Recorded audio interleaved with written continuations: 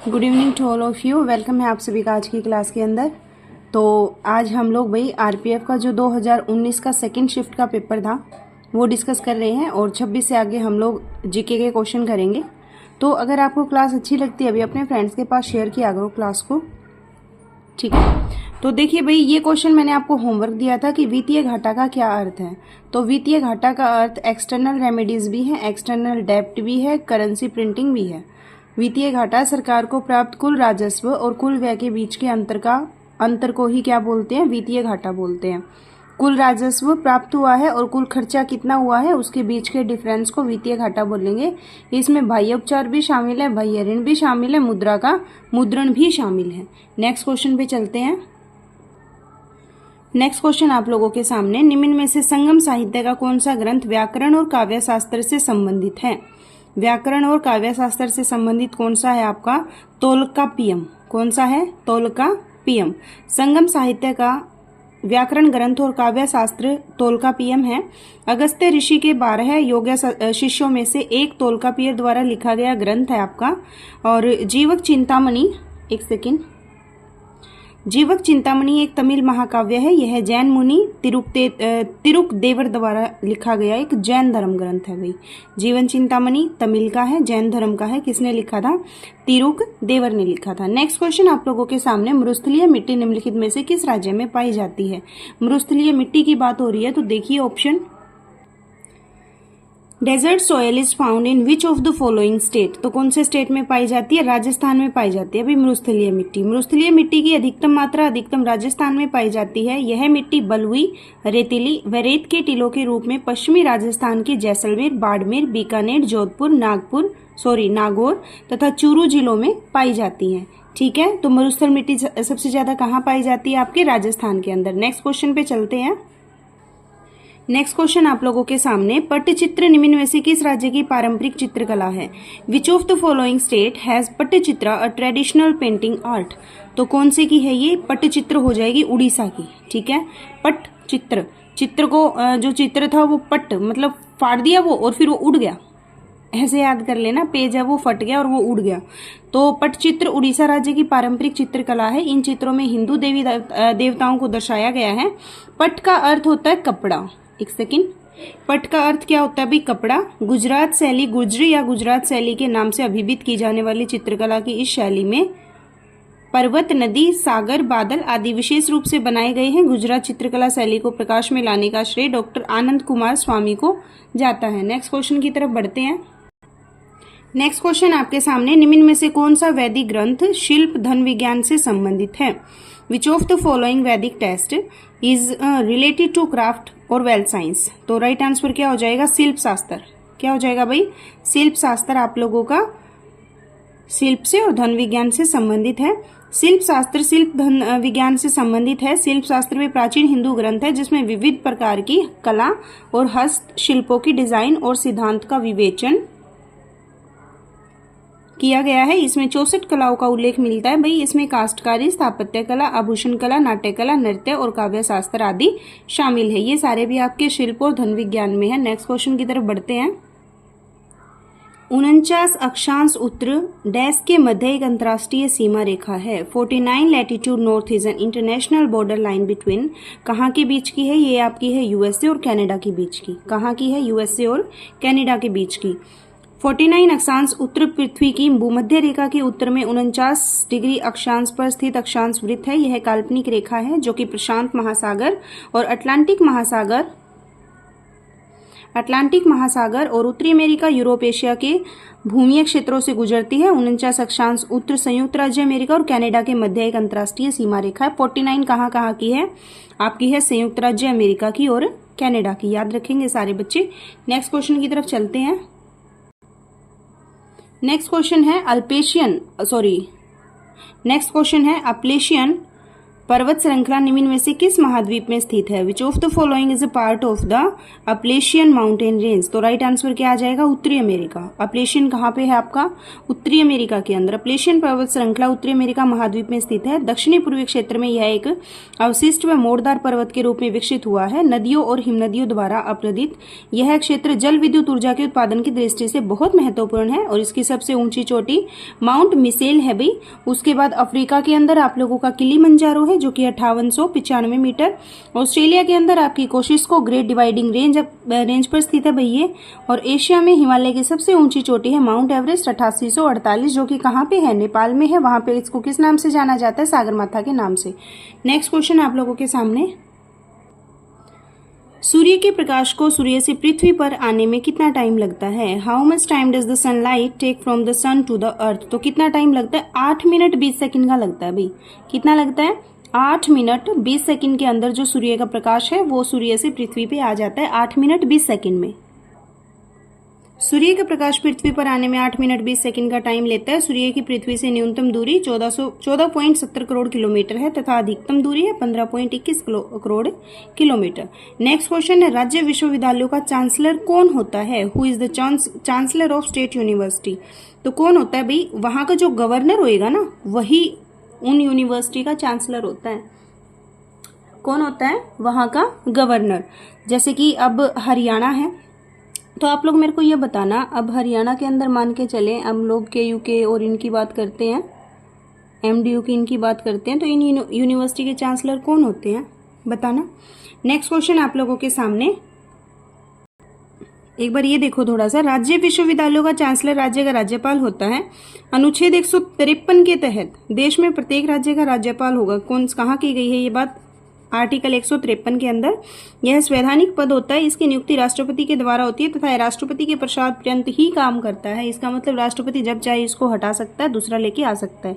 Next question आपके सामने, गोदावरी नदी की सहायक नदी निम्न में से कौन सी है? Which of the following is the tributary of the life river Godavari? कौन है भाई? इसका राइट आंसर हो जाएगा सबरी। गोदावरी सबरी, गोदावरी सबरी। ठीक है, लास्ट में सेम प्रोनाउंसिएशन चल रही है। गोदावरी नदी की सहायक नदी सबरी है। इस नदी का उद्गम बेलाडीला पहाड़ी सुकमा जिले छत्तीसगढ़ में बहते हुए आंध्र प्रदेश के कुतावरम के निकट गोदावरी नदी में है।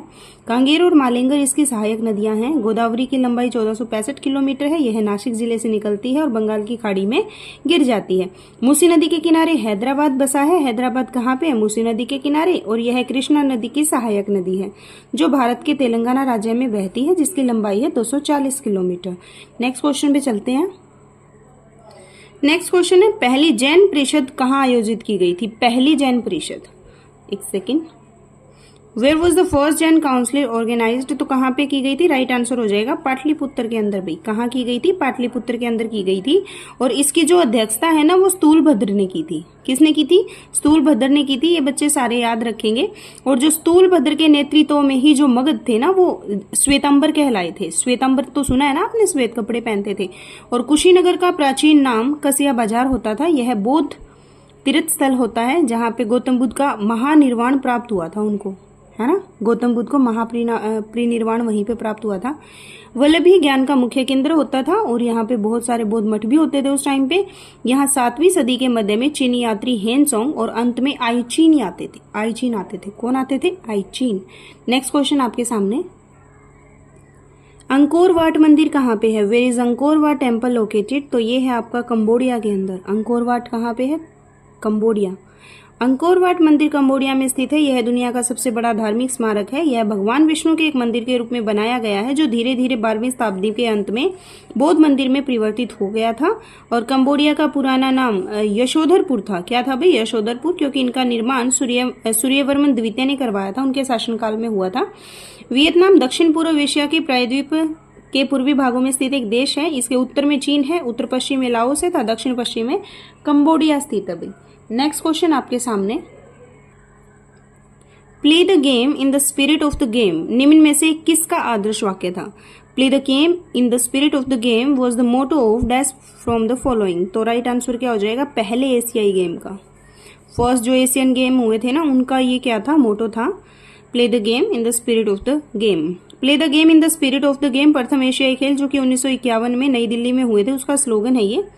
इसके अंदर क्या हुआ था भाई, 1 सेकेंड, इसके अंदर 11 देशों ने भाग लिया था। प्रथम पैरालंपिक खेल का एक मुख्य अंतर्राष्ट्रीय खेल बहुखेल प्रतियोगिता है जिसमें विभिन्न प्रकार के विकलांगता से ग्रस्त व्यक्ति भाग लेते हैं।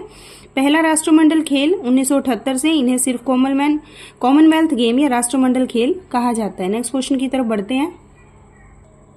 नेक्स्ट क्वेश्चन है भाई, दिल्ली राजहरा की खानों से लौह एशिया की आपूर्ति मुख्यतः किस इस्पात कारखाने को की जाती है? दिल्ली राजहरा की खानों से लौह एशिया की आपूर्ति कौन से इस्पात कारखाने को की जाती है? Iron ores from Dalli Rajhara mines is primarily supply to with steel plant. तो राइट आंसर क्या हो जाएगा? भिलाई इस्पात कारखाना। क्या हो जाएगा? भिलाई स्टील फैक्ट्री है जो, वहां से इसकी आपूर्ति की जाती है। और भिलाई स्टील के बारे में हम लोग थोड़ा सा पढ़ लेते हैं। देखिए भाई, भिलाई इस्पात संयंत्र की स्थापना सोवियत संघ, ये सबसे इंपॉर्टेंट है, ठीक है, किस देश की सहायता से किया गया था? सोवियत संघ की सहायता से। कौन सा? भिलाई वाला। 1955 में किया गया था। यह भारतीय इस्पात प्राधिकरण के अधीन है। भारतीय इस्पात प्राधिकरण भारत की सर्वाधिक इस्पात उत्पादन करने वाली कंपनी है। यह पूर्णतः एकीकृत लोहे और इस्पात का सामान तैयार करती है। कंपनी में घरेलू निर्माण, इंजीनियरिंग, बिजली, रेलवे, मोटर गाड़ी आदि के लिए इस्पात का उत्पादन किया जाता है। भद्रावती भारत के कर्नाटक राज्य के शिमोगा जिले से 20 किलोमीटर तथा बेंगलुरु से 255 किलोमीटर से दूर स्थित है। लोहा इस्पात के कारखाने के कारण यह स्थान जो है काफी प्रचलित है। नेक्स्ट क्वेश्चन की तरफ बढ़ते हैं। नेक्स्ट क्वेश्चन अभी आपके सामने, टेबल टेनिस में प्रयुक्त उपकरण पैडल। पैडल क्या दर्शाता है अभी? पैडल बैट को दर्शाता है। क्या? बैट को। टेबल टेनिस में प्रयुक्त उपकरण पैडल बैट को दर्शाता है। टेबल टेनिस को पिंग पोंग भी कहा जाता है। पिंग पोंग क्या कहा जाता है भाई? Ping pong. ओके। और टेबल टेनिस को कमरों के भीतर खेलने के लिए बनाया गया था। इस खेल की शुरुआत 1922 में इंग्लैंड में हुई थी। पहली विश्व प्रतियोगिता लंदन में हुई। टेबल टेनिस एक समय में 2 खिलाड़ियों के बीच खेला जाता है। प्रत्येक खिलाड़ी के पास एक बैट होता है, गेंद जरूरी होती है। किन्हीं 2 देशों के बीच हो रहे क्रिकेट के स्कोर चार्ट को स्कोरबोर्ड कहते हैं। स्कोरबोर्ड किसको बोलते हैं? जब 2 देशों के बीच कोई क्रिकेट हो रहा हो, उसके स्कोर चार्ट को। नेट, टेनिस, बास्केटबॉल आदि खेलों में प्रयोग किया जाता है। नेक्स्ट क्वेश्चन की तरफ बढ़ते हैं। मनुष्य के युग्मक अंडाणु और शुक्राणु में मौजूद गुणसूत्रों की संख्या कितनी होती है? तो राइट आंसर क्या हो जाएगा? गुणसूत्रों का एक सेट। क्या है भाई? गुणसूत्रों का एक सेट। ठीक है, तो थोड़ा एक्सप्लेनेशन देखते हैं इसका। आ जाइए। गुणसूत्रों की संख्या, गुणसूत्रों का एक सेट। गुणसूत्रीय क्रोमोसोम सभी जीवों की कोशिकाओं में पाए जाने वाले तंतुरूपी पिंड होते हैं जो कि सभी अनुवांशिक गुणों को निर्धारित और संचारित करते हैं। प्रत्येक प्रजाति में गुणसूत्रों की संख्या निश्चित रहती है। मानव कोशिका में गुणसूत्रों की संख्या 46 यानी 23 जोड़े होते हैं। 23 जोड़े तो फिर 46 गुणसूत्र हो जाएंगे ना। गुणसूत्र नर और मादा में समान और अपने अपने जोड़े के समजात होते हैं। नेक्स्ट क्वेश्चन की तरफ बढ़ते हैं। आपूर्ति नियम के अनुसार जब उत्पाद का मूल्य घटता है तो आपूर्ति की मात्रा, according to the rule of supply, when the value of the product decrease the quantity of supply, क्या होती है? घटती है। नॉर्मल सी बात है, ये तो घटेगी। वो तो आपूर्ति नियम के अनुसार जब उत्पाद का मूल्य घटता है तो आपूर्ति की मात्रा भी घटती है। तो राइट आंसर क्या आ जाएगा? डिक्रीज। ओके, देखिए, आपूर्ति के नियम के अनुसार जब उत्पाद का मूल्य घटता है तो आपूर्ति भी घटेगी। जब किसी उत्पाद की कीमत कम होती है तो आपूर्ति भी कम होती है। जब किसी उत्पाद की कीमत अधिक होगी तो आपूर्ति भी अधिक होगी। जैसे अपने यहाँ नहीं होता है, मान लो चीजों की कीमत घटना शुरू हो जाए तो लोग उस चीज को पैदा करना भी बंद कर देंगे। मतलब जैसे खेत से ही लगा लो आप लोग, सपोज करो जैसे आपने कोई भी फसल लगा ली, मान लो जैसे धान लगा ली, तो धान की अगर कीमत कम होने लग जाएगी ना तो लोग धान लगाना बंद कर देंगे, आपूर्ति भी कम होने लग जाएगी। अगर उसकी कीमत बढ़ जाएगी तो लोग धान लगाना भी ज्यादा कर देंगे, आपूर्ति भी बढ़ जाएगी। तो बस वही बात थी। नेक्स्ट क्वेश्चन आपके सामने, मनुष्य में सामान्य श्वसन की प्रबलता कितनी होती है? What is the strength of normal respiration in humans? कितनी होती है भाई? 10 डेसिबल। कितनी होती है सामान्य श्वसन की? 10 डेसिबल। मनुष्य में सामान्य श्वसन की प्रबलता 10 डेसिबल होती है। सांस लेने को श्वास और सांस छोड़ने को पर श्वास कहा जाता है। आगे देखिए, सामान्यतः स्वस्थ मनुष्य और श्वास प्रवास क्रिया को ही श्वसन क्रिया बोला जाता है। सामान्यतः जो स्वस्थ मनुष्य होता है 1 मिनट में 16 से 20 बार तक सांस लेता है वो। और भिन्न भिन्न आयु, जैसे 2 महीने से 2 साल का बच्चा है वो 35 बार प्रति मिनट, 2 महीने से 6 साल का बच्चा 23 से प्रति मिनट, 6 से 12 साल का बच्चा 20 से प्रति मिनट और 12 से 18 साल का बच्चा 18 प्रति मिनट। ये सांस लेने की उसकी दर होती है। अभी नेक्स्ट क्वेश्चन की तरफ बढ़ते हैं। दक्षिण एशियाई खेल संघ द्वारा ढाका बांग्लादेश। इसमें संपन्न हुए खेलों में कबड्डी को कब शामिल किया गया था? Kabaddi was included in the games held in dash in Dhaka Bangladesh by South Asian sports association. कब किया गया था? 1984 के अंदर। कब किया गया था भाई? 1984 के अंदर। 1984 के अंदर किसको? कबड्डी को। नेक्स्ट इसका एक्सप्लेनेशन देखते हैं एक बार। इसने बोला है दक्षिण एशियाई खेल संघ द्वारा ढाका बांग्लादेश में 1984 में संपन्न हुए खेलों में कबड्डी को शामिल किया गया था। पहले एशियाई खेल 4 से 11 मार्च 1951 के बीच नई दिल्ली में आयोजित हुए थे पहली बार। कबड्डी का एक खेल है जो मुख्य रूप से भारतीय उपमहाद्वीप में खेला जाता है। कबड्डी नाम का प्रयोग उत्तर भारत में किया जाता है। इसे दक्षिण में चेहुगुडू और पूर्व में हुतुतु के नाम से जाना जाता है। नेक्स्ट क्वेश्चन आपके सामने। निम्न में से कौन सा राज्य अरब सागर के किनारे स्थित नहीं है? Which of the following state is not located on the banks of the Arabian sagar? तो आंध्र प्रदेश नहीं है भाई, केरल भी है, गोवा भी है, महाराष्ट्र भी है ना। ये तो तट के किनारे है, बट आंध्र प्रदेश नहीं है। आंध्र प्रदेश राज्य अरब सागर के किनारे नहीं है, यह बंगाल की खाड़ी में स्थित है। केरल अरब सागर में स्थित है। गोवा और महाराष्ट्र भी अरब सागर के किनारे पे स्थित है। नेक्स्ट क्वेश्चन पढ़ते हैं। अनुसूचित क्षेत्रों में प्रशासन का विशेष उत्तरदायित्व किसके पास होता है? Who has the special responsibility of the administration in scheduled areas? तो किसके पास होता है भी? राइट आंसर हो जाएगा गवर्नर। क्या हो जाएगा? गवर्नर आपका राइट आंसर है। उसके बाद एक्सप्लेनेशन देखते हैं इसका। देखो भाई, अनुसूचित क्षेत्रों में प्रशासन का विशेष उत्तरदायित्व राज्यपाल के पास होता है। राज्यपाल राज्य का संवैधानिक पद होता है। यह अनुच्छेद 155 के अंतर्गत आता है ना। राष्ट्रपति के बारे में अनुच्छेद 52 में है। ये दोनों आर्टिकल अच्छे से याद कर लो, राज्यपाल का और राष्ट्रपति का। राष्ट्रपति 52, राज्यपाल 155 में। यह पूरे देश के लिए काम करता है। केंद्र की समस्त शक्तियां राष्ट्रपति में निहित होती है, लेकिन उसका प्रयोग स्वयं न करके अपने अधीन अधिकारियों के माध्यम से करता है। देश का पहला अधिकारी कौन होता है? राष्ट्रपति होता है। सारे बच्चे याद रखेंगे इस बात को। नेक्स्ट क्वेश्चन आपके सामने। दिल्ली विधानसभा के पास किस क्षेत्र में कानून बनाने का अधिकार है? In which area do Delhi legislative assembly have rights to make law? तो कहाँ पे है? स्वास्थ्य। ठीक है, स्वास्थ्य के पास क्षेत्र में कानून बनाने का अधिकार है। दिल्ली विधानसभा स्वास्थ्य विभाग के बारे में कानून बना सकती है तथा चिकित्सा संबंधी नए कानून और वहां की जनसंख्या के लिए स्वास्थ्य से संबंधित सुविधा उपचार कानून बना सकती है। नेक्स्ट क्वेश्चन पे चलते हैं। बैक्टीरिया द्वारा होने वाला रोग निम्नलिखित में से कौन सा है? Which of the following is the disease caused by bacteria? कौन सा है? टाइफाइड है भाई बैक्टीरिया का। ठीक है, कौन है? टाइफाइड। बैक्टीरिया द्वारा होने वाला रोग टाइफाइड है। यह साल्मोनेला टाइफी जीवाणु के द्वारा होता है। इसे मियादी बुखार भी बोला जाता है। बाकी सारे रोग वायरस में होते हैं। पोलियो विषाणु जनित है और हेपेटाइटिस एक विषाणु जनित रोग है। यकृत शोध यकृत की सूजन होती है। इसमें रोगी को काफी चिड़चिड़ापन आता है। नेक्स्ट क्वेश्चन की तरफ बढ़ते हैं। भारत और जम्मू कश्मीर राज्य के बीच प्री ग्रैंड समझौते पर डैश में हस्ताक्षर किए गए थे। Accession agreement between India and Jammu Kashmir state वो साइन इन कब किए गए थे? तो 26 अक्टूबर 1947 को किए गए थे भाई। कब किए गए थे? 26 अक्टूबर 1947 को। एक्सप्लेनेशन देखते हैं इसका। भारत और जम्मू कश्मीर राज्य के बीच समझौते पे रविवार 26 अक्टूबर 1947 को हस्ताक्षर हुए थे भाई। राजा हरि सिंह ने कश्मीर को भारत में मिलाने का फैसला किया था। 22 जुलाई 1947 को भारतीय राष्ट्रीय ध्वज को अपनाया गया था। सारी डेट जितने भी एक्सप्लेनेशन है ना वो तो बड़े कमाल के हैं भाई। तो 22 जुलाई 1947 को भारतीय राष्ट्रीय ध्वज को अपनाया गया था। 15 अगस्त 1947 को देश आजाद हुआ था। Next question and last.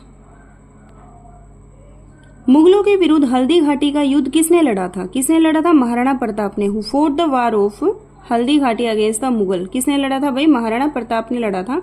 Maharana Pratap और अकबर के बीच 1576 में हल्दी घाटी का युद्ध हुआ था। इस युद्ध में क्या हुआ था भाई देखते हैं। इस युद्ध में अकबर ने विजय हासिल की और महाराणा प्रताप को हार का सामना करना पड़ा था। पहली बात तो हल्दी घाटी का युद्ध कब हुआ? 1576। किस किस के बीच हुआ? महाराणा प्रताप और अकबर के बीच। महाराणा प्रताप और अकबर के बीच। जीता कौन? अकबर जीता, महाराणा प्रताप हार पड़ा। ठीक है, हार गया। और महाराणा प्रताप को हार का सामना करना पड़ा था तथा घुमकड़ों जैसा जीवन यापन करना पड़ा था। और 1527 में राणा सांगा और बाबर के बीच खानवा का युद्ध कब हुआ था? 1527 में। हल्दी घाटी का 1576 में, खानवा का 1527 में। किस किस के बीच? राणा सांगा और बाबर के बीच। किसके बीच? राणा सांगा और बाबर के बीच। जीता कौन? बाबर जीता। इसमें कौन जीता था? अकबर जीता था। तो बाबर जीता भाई, जीत हासिल हुई। राणा सांगा को हार का सामना करना पड़ा था।